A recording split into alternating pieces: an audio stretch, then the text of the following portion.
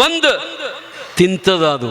ಅದಕ್ಕ ಸರ್ವಜ್ಞ ಕವಿ ಏನಂದ ಅಂತಂದ್ರ, ಈಗ ನೀವು ನೀಡುವರಿ ಅಂದ್ರ, ಈಗ ನೀವು ಕೊಡುವರಿ ಅಂತಂದ್ರ ಏನ್ ಮಾಡ್ರಿ, ಈಗ ಸಾಯ್ರಿ, ಕಾಗಾಗಿ ಹುಟ್ಟ್ರಿ, ಅಲ್ಲಿ ಕರ್ಕೊಂಡು ತಿನ್ನುವುದು ಕಲೀರಿ, ಆ ನಂತರ ಮನುಷ್ಯರಾಗಿ ಹುಟ್ಟಿ ಬಂದ ಕರ್ಕೊಂಡು ತಿನ್ನುವುದನ್ನು ಮಾಡ್ರಿ ಅಂತ ತಿಳ್ಕೊಂಡು ಸರ್ವಜ್ಞ ಕವಿ ಹೇಳ್ತಾನ. ಸುಮ್ಮ ಹಂಗ ಆಗುದು ಪಾಡು, ಸುಮ್ಮ ಈಗ ನೀಡುದು ಪಾಡ್ರು. ಈಗ ಸತ್ತು ಕಾಗಾಗಿ ಹುಟ್ಟಿ ಮುಂದೆ ಕಡೆ ಕಲ್ಲು ಒಗಸ್ಕೊಂಡು ಮಾತು ಮನುಷ್ಯರಾಗಿ ಹುಟ್ಟಿ ಬಂದು ದಾನ ಮಾಡು, ಧರ್ಮ ಮಾಡು, ಪುಣ್ಯ ಮಾಡು ಅನ್ನೋಕ್ಕಿಂತಲೂ ಈಗ ಮಾಡೇ ಬಿಟ್ರೆ ಬಾ ಚಲೋ ಅಲ್ರಿವಾ. ಆ ಹೆಣ್ಮಗಳು ಚೂಜಿಲೆ ತುಪ್ಪ ನೀಡುತ್ತಿದ್ದಳಲ್ಲ, ಹಳೆ ಬಂದು ಕೂಡಲೇ ಊಟಕ್ಕೆ ಸಜ್ಜು ಮಾಡಿ ಕುಂಡ್ರಿಸಿ ಹೋಳಿಗೆ ಮಾಡಿದ್ಲು, ಹುಗ್ಗಿ ಮಾಡಿದ್ಲು, ಎಲ್ಲ ತಯಾರು ಮಾಡಿ ಇನ್ನೇನು ಹಳ್ಯಾಗ ಮನಗಂಡ ಹುಗ್ಗಿ ನೀಡಿದಳ್ರೆ ತಾಟ ತುಂಬ. ಮತ್ತು ಆಗಿನ ಮಂದಿ ಉಣ್ಣೋದು ಮನಗಂಡರಿ. ಈಗಿನಗತ್ತೆ ಬರೀ ಪಾನಿಪುರಿ ಎರಡು ತಿಂದು ಒಂದೆರಡು ಬಜ್ಜಿ ತಿಂದು ಸಾಕು ನನಗೆ ಕುಟು ಅನ್ನಕತ್ತದ ಹೊಟ್ಟಿ. ಆಗಿನ ಮಂದಿ ಎರಡೆರಡು ಸತಾಲು ಹುಗ್ಗಿ ಉಂತಿದ್ರಿ, ಎರಡೆರಡು ಮೂರು ತಾಟು ಹುಗ್ಗಿ ಉಂತಿದ್ರು. ಒಬ್ಬ ಸ್ವಾಮಿಗಳಿಗೆ ಊಟಕ್ಕೆ ಕರೆದು ಕುಣಿಸಿದ್ಲು, ಒಬ್ಬ ಹೆಣ್ಮಗಳು ಸ್ವಾಮಿಗಳನ್ನ ಕರ್ಕೊಂಡು ಬಂದು ಕುಣಿಸಿದ್ಲು, 2 ಹೋಳಿಗೆ ತಂದು ಒಮ್ಮೆ ನೀಡಿದ್ಲು. ನಿಂದ್ರ ತಮ್ಮ ಬೆಲ್ದ ಹಾಲು ತರ್ತನತ್ ಒಳಗೆ ಹೋದ್ಲು, ಒಳಗೆ ಹೋಗಿ ಬೆಲ್ದ ಹಾಲು ತರ್ಗುಡ್ದ ತಾಟ್ನಾಗ ಹೋಳಿಗೆನ ಇಲ್ಲ. ಅಕ್ಕಿ ಅಂದು ಎಲ್ಲಿ ಹೋದ ಹೋಳಿಗೆ, ಏನು ಹಿಂದೆ ಇಟ್ಕೊಂಡನು ಸ್ವಾಮಿ ಅಂತ ಹಿಂಗೆ ಸುತ್ತಾದ ಬಂದ್ಲು. ಇಲ್ಲ ಕೇಳಿದ್ಲು, ಯಪ್ಪ ಹೋಳಿಗೆ ತಿಂದನೆವ್ವ, ನೀನ ಹಾಲು ತರುತಕ್ಕ ತಡಿಬಾರ್ದನ ಅಂತ ತಿಳ್ಕೊಂಡು ಹಾಲು ಹಾಕಿದ್ಲು. ಮತ್ತೆರಡು ಹೋಳಿಗೆ ತರ್ಬೇಕಂತ ಒಳಗೆ ಹೋಗ್ಯಾಳ, ಹೋಳಿಗೆ ತಗೊಂಡು ಬರ್ಕೊಡೋದು ಹಾಲು ಗಪ್ಪ. ನಿಮಗೆ ಹೇಳ್ತೇನ್ರಿ, ಆಕಿ ಹೋಳಿಗೆ ತರುದಕ್ಕ ಹಾಲು ಕುಡಿತಿದ್ದ, ಹಾಲು ತರುಗುಡ್ದ ಹೋಳಿಗೆ ತಿಂತಿದ್ದ. ಹಿಂಗೆ 48 ಹೋಳಿಗೆ ತಿಂದಿದ್ದ, ಹೋಳಿಗೆ ಬೆಟ್ಟೆ ಇಲ್ಲ, ಅಲ್ಲೇ ಹೊಟ್ಯಾಗ ಬೆಟ್ಟೆ ಅಂತ. ಹಿಂಗೆ ತಿನ್ನು ಮುಂದಿತ್ರಿ ಹಿಂದೆಲ್ಲ. ಈಗೆಲ್ಲ ನಮ್ಮ ಹುಡುಗರ್ನ ಬರೇ ಊಟ ಮಾಡಿಸ್ಬೇಕಾದ್ರೆ ಅಪ್ಪು ಫೋನ್ ನೋಡಪ್ಪಿ ಇಲ್ಲಿ ತಗೋ, ಅವತರ ಕೈಯಾಗ ಫೋನ್ ಕೊಟ್ಟು ಅವಕ್ಕೆ ಅಲ್ಲಿ ಕಾಡಿ ಬತ್ತಿ, ಇಲ್ಲಿ ಹಂದಿ ಬತ್ತಿ, ಇಲ್ಲಿ ನಾಯಿ ಅಂದಂದ್ ಅವತರನ್ನ ತಿನ್ನಿಸ್ಬೇಕ್ರಿ. ನಮ್ಮ ಹಿಂದಿನ ಹುಡುಗರು ಅಂದ್ರೆ ಇವು ಬಿಳಿ ಮೀಸಿ ಅದಾವಲ್ಲ, ಇವೆಲ್ಲ ಸಣ್ಣ ಇದ್ದಾಗ ಮನ್ಯಾಗ ಯಾರು ಇಲ್ಲ, ಹೋಗೋಗಿ ತಿಂದು ಬರ್ತಿದ್ದು ರೀ ಇವು ತುಡುಗಿಲೆ. ಈಗಿನ ಎಲ್ಲ ಏನು ಕೊಟ್ರು ಒಟ್ಟ ತಿನ್ನಂಗೆ ಇಲ್ರಿ, ಯಾಕೋ ಏನೋ ಗೊತ್ತಿಲ್ಲ.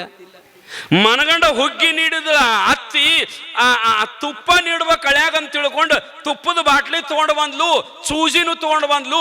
ಅತ್ತಿ ಅಂತಾಳ, ಸೂಜಿಲೆ ತುಪ್ಪ ನೀಡಿದ್ರ ನಮ್ಮ ಮಳೆಯ ನನಗೆಲ್ಲಿ ಜಿಪುಣ ಅದಾಳಂತ ತಿಳ್ಕೊಬಾರ್ದು, ಅದಕ್ಕೆ ನಾ ಜಿಪುಣ ಅಂತ ಗೊತ್ತವ ಆಗಬಾರ್ದು. ನಾ ಏನ್ ಮಾಡ್ಬೇಕಂದ್ರ ಸೂಜಿಲೆ ಬೇಡ, ಡಬ್ಬುಣ್ಲೆ ನೀಡ್ಬೇಕಂದ್ಲಕ್ಕಿ. ಅಂದ್ರೆ ಹೆಚ್ಚು ನೀಡ್ಬೇಕಂತರಿ, ಡಬ್ಬುಣ್ಲೆ ಹೆಚ್ಚು ನೀಡಕ್ಕಿ. ಮನ್ಯಾಗ ಡಬ್ಬನ ಹುಡುಕಾಡಿಳು, ಡಬ್ಬನ ಇಲ್ರಿ. ಅಕ್ಕಿ ಅಂದು ಚೂಜಿಲೆ ನೀಡಿದ್ರ ಈಟ ಹೊಕ್ಕತಿ, ಹಳ್ಯಾಗ ಭಾಳಟ ತುಪ್ಪ ನೀಡ್ಬೇಕು, ಡಬ್ಬನರ ಸಿಗುವಲ್ತು, ಏನು ಮಾಡ್ಬೇಕಂತೇಳಿ ತಾಟ್ನ್ಯಾಗ ಹುಗ್ಗಿ ನೀಡಿ ಮಗ್ಗಲದಾಗ ತುಪ್ಪದ ಬಾಟ್ಲಿ ಇಟ್ಟು ಮಂದಿ ಮನೆಗೆ ಡಬ್ಬನಕ್ಕೆ ಹೋಗ್ಯಾಳ. ಆ ಮಗ್ಗಲ ಮನ್ಯಾಗ ಹೋಗಿ, ಯಾಕ ಒಂದಿಟ್ಟು ಡಬ್ಬನ ಕೊಡ ತಾಯಿ, ಹಳ್ಯಾ ಬಂದಾನು. ಅಕ್ಕಿ ಅಂದ್ಲು, ಹಳ್ಯಾ ಬಂದಾನು ಡಬ್ಬನ ಕೊಡಂದ್ರೆ ಏನು ಮುಗದಾನ್ ಗಿಗದಾನ ಹಾಕಕ್ಕಿದೀಯೋ? ಅಲ್ಲ, ಹಳ್ಯಾಗ ಡಬ್ಬನ ಕೈ ಏನು ಸಂಬಂಧ ಅದ? ಹಳ್ಯಾ ಬಂದಾನು ಡಬ್ಬನ ಕೊಡಂದ್ರ ಯಾಕೆ? ನೀ ಅದನ್ನೆಲ್ಲ ಕೇಳಬೇಡವ, ಒಟ್ಟು ಡಬ್ಬನ ಒಂದು ಕೊಡ್ ನಮಗೆ ಸಾಕು, ಏನಾರ ಮಾಡ್ಕೊ ಅಂತ ತಗೋ ಅಂತ ಕೊಟ್ಲು. ಈ ಹಳ್ಯಾಗಳು ಭಾಳ ಬೆರಿಕಿರ್ತಾವ್ರಿ, ನಿಮ್ಮ ಮುಂದೊಂದು ಮಾತಾಡ್ತಿರ್ತಾವ ಅವು, ಹಿಂದ್ಗಡೆ ನಿಮ್ಮ ಹಿಂದೊಂದು ಬೇರೆ ಕತ್ತಿ ಮಸಿತಿರ್ತಾವ ಅವು, ಭಾಳ ಬೆರಿಕಿರಿ. ನಿಮ್ಮ ಮುಂದೆ ಏನು ಹೇಳಂಗಿಲ್ಲ ಅವ್ರು. ಆ ಮಗಳಿಗೆ ಹೇಳ್ತಾರ, ಅದನ್ನ ತಗೊಂಬ ಅಂತ ಹೇಳಿ ನಿಮ್ಮ ಅತ್ತಿ, ನಿಮ್ಮ ಅಪ್ಪಗೆ ಹೇಳು, ಕಾಡ್ತಿರ್ತ.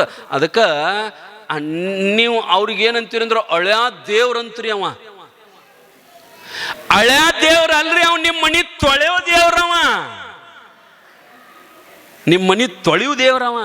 ಸಣ್ಣಂಗೆ ಒಯ್ತಾನವ, ಸಣ್ಣಂಗೆ ಭಾಳ ಬೆರಿಕಿರ್ತಾವ. ಏನು ತುಪ್ಪ ಹಾಕಿ ತಾಟ್ನಾಗ ಹುಗ್ಗಿ ನೀಡಿ ತುಪ್ಪ ಮುಂದಿಟ್ಟಿದ್ಲಲ್ರಿ, ಅವ್ನು ಗೊತ್ತಿತ್ತದು. ಅವ್ ಬಾಟ್ಲಿ ತಗೊಂಡ ಅದು ಮನಗಂಡ ಹೆರ್ತಿತ್ರೆ ತುಪ್ಪ, ಅದ್ರಾಗಟ ಚೂಜಿ ಎದ್ದು ಬದ್ಲಿ ಡಬ್ಬನ ಎದ್ದಿ ಹಿಂಗೆ ಹುಗ್ಗಿಗೆ ಸೌರಕ್ಕಿ ಅವ್ನು ಗೊತ್ತಿತ್ತದು. ಅವೇನು ಮಾಡಿದ್ದಂತಂದ್ರೆ ತುಪ್ಪ ಎಲ್ಲ ಆ ಬಾಟ್ಲಿ ಜಳಕ್ಕೆ ಹಿಡ್ದ ಕಾಶಿ ಪೂರ ಅಳ್ಕ ಮಾಡಿ ಮತ್ತೆ ಅದ ಜಾಗದಾಗ ಇಟ್ಟಿದ್ದವ. ಬಾಟ್ಲಿ ಪೂರ್ತಿ ಎಲ್ಲ ತುಪ್ಪ ಅಳ್ಳಕ್ಕಾಗಿತ್ತು. ಡಬನ ತಗೊಂಡು ಬಂದಿಡ್ರಿ ಆಕೆ. ಬಂದು ನಮ್ಮ ಹಳ್ಯಾಗ ತುಪ್ಪ ಹಾಕ್ಬೇಕಂತ ಹೇಳಿ ಹಿಂಗ ಬಾಟ್ಲಿ ತಗೊಂಡ್ರೆ ತಗೊಂಡ ಹಿಂಗ ಬಾಟ್ಲಿಯಾಗ ಎದ್ದೆದ್ದಿ ಸೌರಿದ್ರ ನನ್ನ ಹಳ್ಯಾ ನನಗೆ ಜಿಪುಣ ಅಂತಾನ ಬಾಟ್ಲಿನ ಹಿಂಗ ಹಿಡದ ಅಂದ್ರೆ ಅದು ಹೆರ್ತಿತ್ತು. ಆಕಿಗೆ ಗೊತ್ತಾಗಿತ್ತರ ಇವು ಮೋಸ ಮಾಡ್ಯಾರ ಅನ್ನೋದು ಆಕಿಗೆ ಏನು ಗೊತ್ತು, ಕಾಶಿಟ್ಟದು ಗೊತ್ತಿಲ್ಲ. ಹಿಂಗ ಬಾಟ್ಲಿ ಹಿಂಗ ಮಾಡಿ ಹಿಂಗ ಹಾಕ್ಬೇಕಂತೇಳಿ ಬಾಟ್ಲಿ ತಗೊಂಡು ಹಿಂಗ ಮಾಡ್ಬಿಡೋದು. ದಪಕ್ಕ ತೊಟ್ಟು ಬಿತ್ತರಿ ಅದು ತಾಟ್ನ್ಯಾಗ. ಬಾಟ್ಲಿನ ಖಾಲಿ. ಆಕಿದ್ ಎದಿನ ಹೊಡಿತ್ರಿ. ನನ್ನೂ 6 ಬಾಣಿತನಾಗ್ಯಾವ, ಸೊಸಿವು 3 ಬಾಣಿತನಾಗ್ಯಾವ.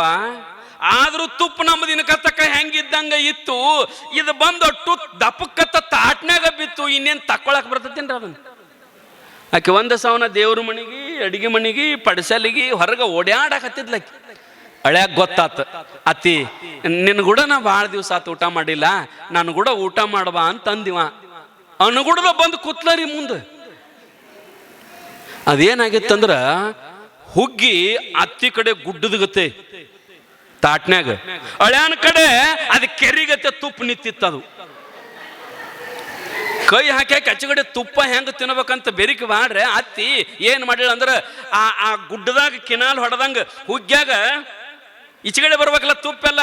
ಹಳ್ಯಾಗಂತ ಏನೊಂದು ಶೀರೆ ಅಂದ್ಯ ಆ ಹುಗ್ಗ್ಯಾಗ ಕೈ ಏನೊಂದು ಹಿಂಗ ಅಂದಂದ ಆ ತುಪ್ಪೆಲ್ಲ ಈಚೆ ಕಡೆ ಬಂದಿತ್ತು ಅಕ್ಕಿ ಕಡೆ. ಅವ ಅಂದ ನಮ್ಮ ಅತ್ತಿ ಬೆಳಿಗ್ಗೆ ಭಾಳ ಐತಾ ಅಂದವ. ತುಪ್ಪೆಲ್ಲ ಆ ಕಡೆ ಹೊತ್ತು ಬರೀ ಹುಗ್ಗಿನ ನನ್ನ ಕಡೆ ಉಳಿತು. ಇನ್ನೇನು ಮಾಡ್ಬೇಕಂತೇಳಿ ಅತ್ತಿ ನೀ ಅನ್ನೋದು ನೋಡಿ ನನ್ನ ಹೊಟ್ಟೆಗೆ ಖಾರ ಕಲಿಸಿದಂಗಾಗತ್ತದ. ಎಲ್ಲ ಕಲಿಸಿಬಿಟ್ಟದ. ಕಾರಣ ಏನು ಅಂತಂದ್ರೆ ನಾವು ಎಷ್ಟು ದಾನ ಧರ್ಮ ಪುಣ್ಯ ಪರೋಪಕಾರ ಮಾಡ್ತೀವವ ಅದಕ್ಕೆ ಭಾಳ ಮಹತ್ವ ಇರ್ತದೆ. ನಾವೆಲ್ಲ ವ್ರತ ಹಿಡಿತೀವಿ, ನಾವೆಲ್ಲ ಉಪವಾಸ ಮಾಡ್ತೀವಿ. ಆದ್ರ ಬಸವಣ್ಣವ್ರು ಎಂತ ವ್ರತ ಹಿಡಿದ್ರು ಅಂತಂದ್ರ ಜೀವನದೊಳಗ ದಾಸೋಹದ ಪದ್ಧತಿಯನ್ನ ಇಡೀ ಜಗತ್ತಿಗೆ ಗೊತ್ತು ಮಾಡ್ಬೇಕಂತ ಹೇಳಿ ಬಂದಿರತಕ್ಕಂಥ ಎಲ್ಲ ಜಂಗಮರನ್ನ 1,00,000 ಮೇಲೆ 96,000 ಜಂಗಮರಿಗೆ ಬರೀ ಕರೆಯೋದಟ್ಟ ಅಲ್ರಿ. ಬಸವಣ್ಣನವರ ಧರ್ಮ ಪತ್ನಿ ನೀಲಾಂಬಿಕಾ, ಗಂಗಾಂಬಿಕಾ ಅವರ ಮನೆಯ ಮಹಾದ್ವಾರದ ಮುಂದೆ ಹೊರಗೆ ಬಸವಣ್ಣವರು ನೀರು ತಗೊಂಡು ಕೊಡ ತಗೊಂಡು ಮಣಿ ಹಾಕಿ ಒಬ್ಬ ಜಂಗಮ ಬಂದು ಕೊಳ್ಳೆ ಮಣಿ ಮೇಲೆ ನಿಂದಿರಿಸಿ ನೀರು ಹಾಕಿ ಪೂಜಾ ಮಾಡಿ ಕೈ ಮುಗಿದು ಯಪ್ಪ ನಡ್ರಿ ಒಳಗ. ನೋಡ್ರಿ ಪದ್ಧತಿ ಹೆಂಗದ. ಹಿಂಗ 1,00,000 ಮೇಲೆ 96,000 ಜಂಗಮರಿಗೆ ಬಂದು ಕೊಳ್ಳೆ ಪೂಜಾ, ನೀರು ಹಾಕೋದು, ಒಳಗೆ ಕಳಿಸೋದು. ಬರೇ ಜಂಗಮರ ಪಾದಕ್ಕೆ ಹಾಕಿದ ನೀರ ಹರಿದು ಹೋಗಿ ವರ್ಷಿಗೆ 40 ಎಕರೆ ಭತ್ತ ಬೆಳಿತಿತ್ತಂತ್ರಿ ಬಸವಣ್ಣವ್ರು. ಬರೇ ಜಂಗಮರ ಪಾದಕ್ಕೆ ಹಾಕಿದ ನೀರು ಹರಿದು ಹೋಗಿ 40 ಎಕರೆ ಭತ್ತ ಬಸವಣ್ಣವ್ರದ್ದು. ಎಂಥ ವ್ಯವಸ್ಥೆ ಇರಬೇಕಾಗಿನ ಕಾಲದೊಳಗೆ. ವ್ರತ 1,00,000 ಮೇಲೆ 96,000 ಜಂಗಮರಿಗೆ ಪ್ರಸಾದ ಮಾಡಿಸ್ಬೇಕು ಏಕಕಾಲಕ್ಕ ಅಂತ ಹೇಳಿ ಏನು ವ್ರತ ಹಿಡಿದಿದ್ದಲ್ಲ 6,000 ಜಂಗಮರ ಕೊಳಂಬಿದ್ದಿದ್ರಿ ಅವನಿಗೆ ಬಸವಣ್ಣವ್ರಿಗೆ. 1,00,000 ಮೇಲೆ 90,000 ಜಂಗಮರಿದ್ರು, ಇನ್ನು 6,000 ಜಂಗಮರು ಇರಲಿಲ್ಲ. ಏನ್ ಮಾಡ್ಬೇಕಂತ ತಿಳ್ಕೊಂಡು ವಿಚಾರ ಮಾಡುವಾಗ ಇಂದಿನ ಕಾಶ್ಮೀರ ದೇಶದ ಅರಸು, ಅಂದಿನ ಅರಸು ಮಹಾದೇವ ಭೂಪಾಲ, ಅವನ ಮನೆಯೊಳಗ ದಿನನಿತ್ಯ 6,000 ಜಂಗಮರಿಗೆ ಪ್ರಸಾದ ಮಾಡಿಸ್ತಿದ್ದಂತವ. ಕಾಶ್ಮೀರ ದೇಶದ ಅರಸು ಮಹಾದೇವ ಭೂಪಾಲ, ಅವನ ಹೆಂಡತಿ ಗಂಗಾಂಬಿಕೆ.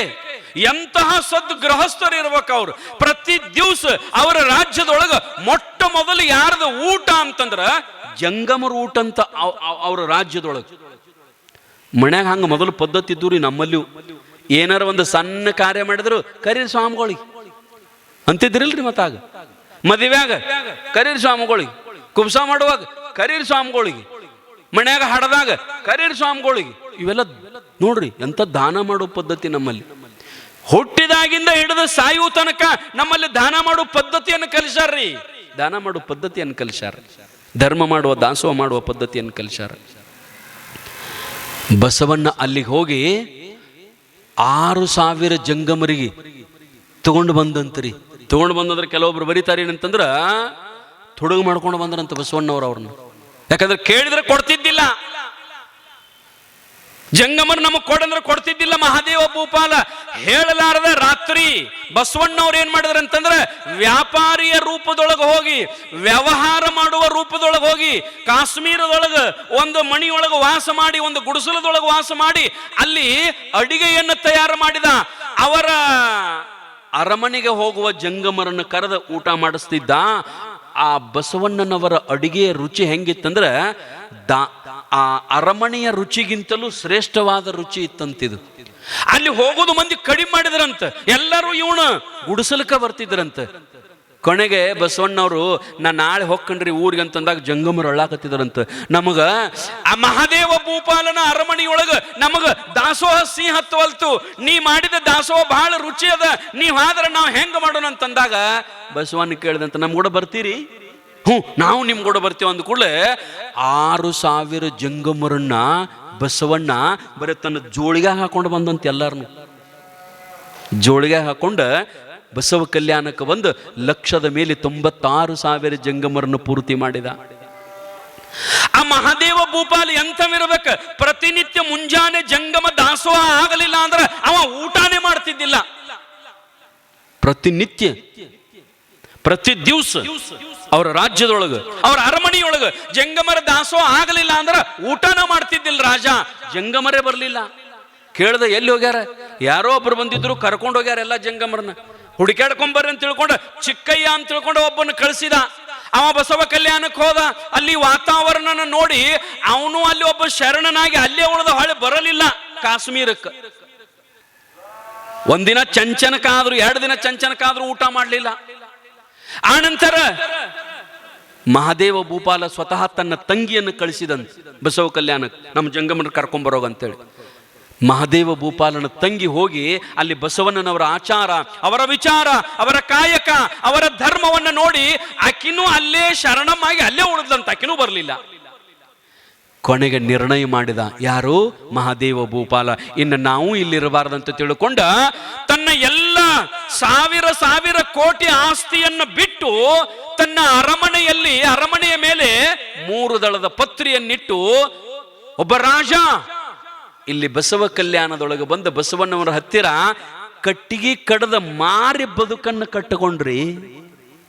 ಕಟ್ಟಿಗೆ ಕಡದ ದಿವಸ ಕಾಡ್ನಾಗ ಹೋಗೋದು, ಒಣ ಕಟ್ಟಿಗೆ ಕಡಿಯೋದು, ಪೆಂಡಿ ಮಾಡೋದು, ತಂದು ಊರಾಗ ಮಾರೋದು, ಅದರಿಂದ ಬಂದಿರತಕ್ಕಂತ ಹಣವನ್ನು ತಂದು ಜಂಗಮ ದಾಸೋಹ ಮಾಡಿ ಮಿಕ್ಕ ಪ್ರಸಾದವನ್ನು ತಾನು ಸ್ವೀಕಾರ ಮಾಡ್ತಿದ್ದ.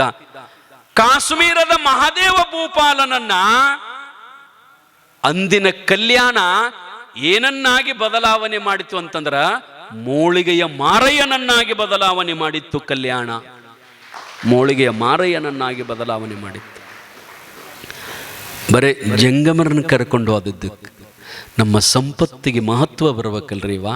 ಅದಕ್ಕೆ ಶರಣರು ಬರೀತಾರಲ್ಲ, ಪರೋಪಕಾರಾಯ ಫಲಂತಿ ವೃಕ್ಷ, ಪರೋಪಕಾರಾಯ ವಹಂತಿ ನದ್ಯ, ಪರೋಪಕಾರಾರ್ಥಮಿದಂ ಶರೀರಂ, ಪರೋಪಕಾರಾಯ ಪುಣ್ಯಾಯ. ಎಷ್ಟು ಚಂದ ಬರೀತಾರೆ. ಇವೆಲ್ಲ ಹುಟ್ಟಿದ್ದು ಕೊಟ್ಟದ್ದು ಪರೋಪಕಾರಕ್ಕಾಗಿ, ಇನ್ನೊಬ್ಬರ ಸಲುವಾಗಿ ಪರಮಾತ್ಮ ಕೊಟ್ಟಾನ. ನಿಮ್ಮಣಿ ಮುಂದೆ ಅಥವಾ ನಿಮ್ಮ ಹೊಲದೊಳಗ ಮಾವಿನ ಗಿಡ ಹಚ್ಚಿರ್ತೀರಿ. ಮಾವಿನ ಗಿಡ ಟೊಂಗಿ ಮುರ್ಕೊಂಡು ಬೀಳುವಂಗ ಮಾವಿನಕಾಯಿ ಆಗತ್ತದ, ಚಿಕ್ಕು ಕಾಯಿ ಆಗತ್ತದ, ಪೇರು ಕಾಯಿ ಆಗತ್ತದ. ಯಾರ ಸಲುವಾಗಿರಿ? ಆ ಗಿಡ ಒಂದು ದಿನಾರ ತನ್ನ ಹಣ್ಣನ್ನ ತಿಂದದೇನ್? ನಿಮ್ಮ ಸಲುವಾಗಿರಿ. ಅವ ಪ್ರಕೃತಿ ನಿಮಗ ದಾನ ಮಾಡುವುದನ್ನ, ಪುಣ್ಯ ಮಾಡುವುದನ್ನ, ಪರೋಪಕಾರ ಮಾಡುವುದನ್ನ ಕಲಿಸ್ತದ. ಒಂದು ಗಿಡನೂ ಹಣ್ಣು ತಿನ್ನಂಗಿಲ್ಲ. ಸಣ್ಣ ಗಿಡ ದೊಡ್ಡದಾದ ನಂತರ ಹೇಳ್ತಂತ, ಸಣ್ಣ ಗಿಡಕ್ಕೆ ದೊಡ್ಡ ಗಿಡ ಹೇಳ್ತಂತ, ನೋಡು ನಂದು ಮುಗಿದದ ಎಲ್ಲ ಹಣ್ಣು ಕೊಟ್ಟಿನಿ, ನನ್ನ ಕಡಿತಾರಿನ, ನೀ ಬೆಳೆದ ದೊಡ್ಡಕ್ಕಾಗಕ್ಕಿದಿ, ಏನ್ ಮಾಡಂತಂದ್ರ ಜೀವನದೊಳಗ ಸಾರ್ಥಕತೆಯ ಬದುಕಾಗಬೇಕಾಗಿತ್ತು ಅಂದ್ರ, ನೀನು ಇರು ತನಕ ಸಾರ್ಥಕತೆಯ ಬದುಕಾಗಬೇಕಾಗಿತ್ತು ಅಂದ್ರೆ ನಿನಗೆ ಸಾಯುವಾಗ ನಾ 2 ಮಾತು ಹೇಳ್ತೀನಿ, ಆ 2 ಮಾತು ಪಾಲನೆ ಮಾಡಂತ ದೊಡ್ಡ ಗಿಡ ಸಣ್ಣ ಗಿಡಕ್ಕೆ ಹೇಳ್ತದ. ಏನಂತಂದ್ರ ನಿನ್ನ ಜನ್ಮ ಸಾರ್ಥಕತೆ ಆಗಬೇಕಾದ್ರೆ ಕಲ್ಲು ಒಗದವಗೆ 2 ಮಾವಿನ ಹಣ್ಣು ಕೊಡು, ನಿನ್ನ ಜನ್ಮ ಸಾರ್ಥಕ ಆಗ್ತದ ಅಂತ ಹೇಳ್ತಂತ. ಯಾರ ಕಲ್ಲು ಒಗಿತಾರಲ್ಲ, ಕಲ್ಲು ಒಗದವಂಗ 2 ಹಣ್ಣು ಕೊಡು. ನೀವು ಗಿಡಕ್ಕೆ ಕಲ್ಲು ಒಗದ ಹಣ್ಣು ತಗೋತೀರಿಲ್ರಿ? ಹೆಂಗದ ನೋಡ್ರಿ. ನಮಗೆ ಯಾರ ಕಲ್ಲು ಹೋಗದ್ರ ಬಿಟ್ಟಿವನು ಸ್ವಾಮಿ ಅವ್ರನ್ನ ಕಂಪ್ಲೀಟಾಗಿ ಕೊಡ್ತೀವ ಅವ್ರ ಮೇಲೆ. ಹೆಂಗದನು ಗಿಡ ಹೆಂಗ ಬದುಕ್ತದ? ಒಂದು ಹೂವ, ಬರೀ ಒಂದು ಹೂವ ಮುಂಜಾನೆ ಅರಳುತ್ತದ, ಸಂಜಿಗೆ ಬಾಡ್ತದ. ಬರೀ 12 ತಾಸು ಇರುವ ಹೂವ ಎಷ್ಟು ಮಂದಿನ ಸೆಳಿತದ ರೀ ಅದು. ಒಂದು ಹೂ ನೋಡಿದ ಕೂಡಲೇ ನೀವು ನೋಡ್ತೀರಿ, ವಾಸನೆ ನೋಡ್ತೀರಿ, ಅದನ್ನ ತಗೋಬೇಕನ್ನಿಸ್ತದ. ಬರೀ ಒಂದು ಹೂವ 24 ತಾಸು, ಬರೀ 12 ತಾಸು ಬದುಕಿದ ಹೂವ ನಿಮಗೆ ಎಷ್ಟು ಸುವಾಸನೆಯನ್ನು ಕೊಡ್ತದ, ಎಷ್ಟು ಮಂದಿಯ ಬದುಕನ್ನು ಪ್ರೀತಿಸ್ತದ. ನೀವು ಒಂದು 100 ವರ್ಷ ಬದುಕಿರಲ್ಲವ, ನಿಮ್ಮ ಬದುಕು ಹೂವಿನ ಗತೆ ಆಗ್ಯದ. ನಾವು ಯಾರಿಗಾರ ಸುವಾಸನೆ ಕೊಟ್ಟಿವಿ, ಯಾರಿಗಾರ ಪುಣ್ಯ ಪರೋಪಕಾರ ಮಾಡೀವಿ? ಇಲ್ಲ. ನಿಮ್ಗೆ ಗೊತ್ತಿರಬೇಕು ತಾಯಂದಿರ, ಮಧ್ಯಪ್ರದೇಶದೊಳಗೆ ಒಬ್ಬ ಹೆಣ್ಣು ಮಗಳು ನಡೆದ ಘಟನೆ. ಮಧ್ಯಪ್ರದೇಶದೊಳಗೆ ಗಂಡ ತೀರಿಕೊಂಡ ನಂತರ, ಇನ್ನೂ ಮಕ್ಕಳಾಗಿರ್ಲಿಲ್ಲ, ಗಂಡ ತೀರಿಕೊಂಡ. ಆಗಿನ ಪದ್ಧತಿ ಇನ್ನೊಬ್ಬ ಗಂಡನನ್ನ ಮದುವೆ ಮಾಡಿಕೊಳ್ಳೋದು ನಮ್ಮ ಧರ್ಮ ಅಲ್ಲ ಅಂತ ತಿಳ್ಕೊಂಡು ಆಕೆ ಏನ್ ಮಾಡಿದ್ಲು ಅಂತಂದ್ರೆ, ಮನೆಯನ್ನ ಬಿಟ್ಲು, ಊರ್ ಬಿಟ್ಲು, ಸಂಚಾರ ಮಾಡ್ಕೊಂತ ಬಂದ್ಲು. ಎಲ್ಲಿಗೆ ಬಂದ್ಲು ಅಂತಂದ್ರೆ ಮಥುರಾಕ್ ಬರ್ತಾಳ. ಮಥುರಾಕ್ ಆ ಹೆಣ್ಣು ಮಗಳು ಮಥುರಾಕ್ ಬರ್ತಾಳ. ಹೆಸರೇನಂತಂದ್ರ ಹೆಸರೇನು ಅದ. ಆ ಹೆಣ್ಣು ಮಗಳು ಮಥುರಾಕ್ ಬಂದು ಏನ್ ಮಾಡ್ತಾಳಂದ್ರ, ಅಲ್ಲಿ ದೇವಸ್ಥಾನದ ಮುಂದ ಕಾಲಾನು ಕಾಯ್ಕೊಂತ ತನ್ನ ಜೀವನವನ್ನ ಬದುಕ್ತಾಳಾಕಿ, ಜೀವನ ಕಟ್ಟಗೋತಾಳ. ಮಧ್ಯಪ್ರದೇಶದೊಳಗೆ ಒಂದು ದೊಡ್ಡ ಮನೆ ಇರ್ತದ, ಆಕೆದ ಬಿಟ್ಟು ಬರ್ತಾಳೆ. ಗಂಡ ಸತ್ತಿರ್ತಾನ, ಮಕ್ಕಳಿಲ್ಲ. ಇಲ್ಲಿ ಬಂದು ಪ್ರತಿನಿತ್ಯ ಭಗವಂತನ ನಾಮಸ್ಮರಣೆ, ಭಗವಂತನ ಧ್ಯಾನ. ಆಕೆ ಕಾಯಕ ಏನಂತಂದ್ರೆ, ದೇವಸ್ಥಾನಕ್ಕೆ ಬಂದವರಿಗೆ ಆ ಕಾಲಾನು ಏನಿರ್ತಾವಲ್ಲ, ಇಲ್ಲಿ ಕಳಿರಿಯಪ್ಪ, ಹೋಗುವಾಗ ತಗೊಂಡೋಗ್ರು. ಅವರು ಬಂದವರು ಕಾಲಾನ ಕಳೆದು ತಗೊಂಡು ಹೋಗುವಾಗ ಯಾರು 1 ರೂಪಾಯಿ, ಯಾರು 8 ಆನೆ, ಯಾರು 4 ಆನೆ, ಹಿಂಗ ಕೊಟ್ಟದ ದುಡ್ಡನ್ನ ಗೋಳೆ ಹಾಕಿ ಮಧ್ಯಪ್ರದೇಶದಲ್ಲಿರ್ತಕ್ಕಂಥ ತನ್ನ ಮನೆಯನ್ನ ಮಾರಿ ತನ್ನ 60ನೇ ವಯಸ್ಸಕ್ಕ ಆ ಹೆಣ್ಣು ಮಗಳು 400 ರೂಮ್ ಕಟ್ಟಿಸ್ತಾಳೆ. ಯಾತ್ರಿ ನಿವಾಸ, ಬಡವರಿಗೆ ಬಂದು ಫ್ರೀ ಇದ್ದು ಹೋಗಾಕ. ಈಗ ಮಥುರಾದಾಗ ಒಬ್ಬ ಆ ಹೆಣ್ಣು ಮಗಳ ಮೂರ್ತಿ ಮಾಡ್ಯಾರಂತ. ಮಥುರಾದಾಗ ಬರೀ ಚಪ್ಪಲ್ ಕಾಯ್ದು ಬದುಕಿ ಆ ಹಣ ಏನಿರ್ತತ್ ನೋಡ್ರಿ, ಬಡವರು ಬಂದವರಿಗೆ ರೂಮ್ಗಳನ್ನು ಕಟ್ಟಾಳಂತ. ಯಾತ್ರಿ ನಿವಾಸ, ಬಡವರಿಗೆ 1 ರೂಪಾಯಿನೂ ತಗೊಳಂಗಿಲ್ಲ. ಕಾರಣ ಏನು ಅಂತಂದ್ರೆ, ನಮ್ಮ ಬದುಕಿಗೆ, ನಮ್ಮ ಈ ಮನುಷ್ಯ ಜನ್ಮಕ್ಕ, ನಮ್ಮ ಸಂಪತ್ತಿಗೆ ಯಾವಾಗ ಕಿಮ್ಮತ್ತು ಬರ್ತದಂತಂದ್ರ, ಇದರೊಳಗೆ ನಾವು ಏನು ಹಾಕ್ತೀವಿ ಅನ್ನೋದ್ರ ಮ್ಯಾಗ ನಿರ್ಣಯ ಆಗುತ್ತದ್ರಿ ತಾಯಂದಿರ. ಯಾರರ ನಿಮ್ಮ ಮನೆಗೆ ನಿರ್ಗತಿಕರು, ಜಂಗಮರು, ಭಿಕ್ಷುಕರು, ವಯೋವೃದ್ಧ ಮುಪ್ಪಾನ ಮುದುಕ ಮುದುಕಿ ಬಂದ್ರಂದ್ರೆ ಒಂದು ತಣ್ಣ ಕೊಡ್ರಿವಾ, ಒಂದು ತಣ್ಣ ಕೊಡ್ರಿ. ಬಹುತೇಕ ಆಗಿನ ಗತೆ ಈಗ ಭಿಕ್ಷುಕರು ಬರಂಗಿಲ್ರಿ. ಆಗ ಭಾಳ ಮಂದಿ ಬರ್ತಿದ್ರಿ ಭಿಕ್ಷುಕರು. ನಾವು ಸಣ್ಣವ್ರಿದ್ದಾಗ ನೋಡ್ತಿದ್ದೀವಲ್ರಿ, ಯವಾ ಒಂದು ರೊಟ್ಟಿ ಕೊಡ ತಾಯಿ. ಏನು ಸ್ವಾಮಿನೂ ಸೇಮ್ ಹಂಗ ಅಂತಲ್ಲ ಅಂತೀರೋ ಮತ್ತೆ. ಯಾಕಂದ್ರೆ ನಾವು ಭಿಕ್ಷಾ ಬೇಡವ್ರಿ. ನಾನು ಸಣ್ಣವಿದ್ದಾಗ ಭಾಳ ಭಿಕ್ಷಕ್ಕೆ ಹೋಗಿದ್ದು ನಾನು. ಯಾಕಂದ್ರೆ ನಮ್ಮದು ಜಂಗಮ ಮಣಿತನ, ಹಿರೇಮಠ ಜಂಗಮ ಮಣಿತನ. ನಮ್ಮಪ್ಪ ಬಡದ ದಿವಸ ಜೋಳಿಗೆ ಕೈಯಾಗಿ ಹೋಗಿ ಭಿಕ್ಷಕ್ಕೆ ಹೋಗು, ನಾವು ಅಲ್ಲಂತಿದ್ದೆ. ಒಂಥರ ಅಪಮಾನದಂಗೆ ಅನಿಸ್ತಿತ್ತು ನಮಗಾಗ ಸಣ್ಣವ್ರಿದ್ದಾಗ. ನಾವು ಸಾಲಿಗೆ ಹೋಗವ್ರೆ ಜೋಳಿಗೆ ಹಾಕೊಂಡು ಹೋಗಂದ್ ಕೂಲೆ ಅಲ್ಲಿ ಅಂತಿದ್ದ, ಏ ಮಗನ ಹೋಗ್ಬೇಕು, ನಮ್ಮನ್ನು ಬಡದು ಕಳಿಸ್ತಿದ್ದ. ಯಾರ ಮಣಿಗೆ ಬಂದ್ರು ಅಂತಂದ್ರೆ ನೀಡ್ಬೇಕು. ಆಗಿನ ಕಾಲದಾಗ ಭಾಳ ಭಿಕ್ಷುಕರು ಬರ್ತಿದ್ರು, ಈಗ ಯಾರು ಬರಂಗಿಲ್ಲ. ಯಾಕಂದ್ರೆ ನಮ್ಕಿಂತ ಅವರ ಪಾಡಾಗ್ಯಾರ್ರಿ ಈಗ ಭಿಕ್ಷುಕರ. ನೀವು ದೇವಸ್ಥಾನದೊಳಗೆ ನೀವು ಒಬ್ಬೊಬ್ಬರ 100 ರೂಪಾಯಿ ಕೊಟ್ರ 1000 ಮಂದಿಗೆ ಅಡ್ಡಾಡ್ತಾಳಕ್ಕೆ ದಿವಸ 1000 ರೂಪಾಯಿ ಪಗಾರ ಬೀಳ್ತೈತೆ ಅವ್ರಿಗೆ. ಹಿಂಗೆ ಮಾಡಿ ಅವರ ಕೋಟಿ ಗಂಟ್ಲೆ ದುಡ್ಡು ಮಾಡ್ಯಾರ್ರಿ ಈಗ ಭಿಕ್ಷುಕರನ್ನ. ಯಾರು ಬರಂಗಿಲ್ಲ ಈಗಿನ ಕಾಲದಾಗ. ಯಾರ ಬಂದ್ರು ಅಂತಂದ್ರೆ ಅಕಸ್ಮಾತ್ ಅವರಿಗೆ ಇಲ್ಲ ಅಂದ್ರೆ ನಿಮ್ಮೂರೊಳಗ ಅತನಿ ಗ್ರಾಮದೊಳಗ ಯಾವರ ಒಬ್ಬ ಬಡ ವಿದ್ಯಾರ್ಥಿ 99% ಮಾಡ್ಯಾನ, ಅಥವಾ ಸೆಕೆಂಡ್ ಇಯರ್ ಎಕ್ಸಾಮ್ ಬರೋದೊಳಗ ನೀಟ್ ಎಕ್ಸಾಮ್ದೊಳಗ MBBS ಸೀಟ್ ಸೆಲೆಕ್ಷನ್ ಆಗ್ಯದ, ಅವನಿಗೆ ಗೌರ್ಮೆಂಟ್ ಕೋಟಾದಾಗ ಸೀಟ್ ಸಿಕ್ಕದ, MBBS ಸೀಟ್ ಸಿಕ್ಕದ. ಆದ್ರೆ ಪಾಪ ಪುಣ್ಯಾತ್ಮ ಹುಡುಗನಿಗೆ ಕಲಿಯಾಕೂ ರೊಕ್ಕಿಲ್ಲ. MBBS ಒಂದು ವರ್ಷಕ್ಕೆ 4-5 ಲಕ್ಷ ರೂಪಾಯಿ ಖರ್ಚು ಬರ್ತದ ಕಲ್ಯಾಕ. 5 ವರ್ಷ ಕಲಿಬೇಕು. ಅಷ್ಟು ರೊಕ್ಕಿಲ್ಲ ಹುಡುಗಗ. ಅಂತ ಹುಡುಗ ಯಾರು ಇದ್ರಂದ್ರ, ಇಂಜಿನಿಯರಿಂಗ್ ಪಾಸ್ ಆಗಿ ಕಲ್ಯಾಕ ದುಡ್ಡಿರ್ಲಿಲ್ಲ ಅಂದ್ರ, ಬಡತನದಿಂದ ಬಳಲುತ್ತಿದ್ದ ಅಂತಂದ್ರ, ಅಂತ ಬಡ ವಿದ್ಯಾರ್ಥಿಗೆ ಬರೀ ಒಂದು 5,000 ರೂಪಾಯಿ ಕೊಡ್ರಿ ಸಾಕು.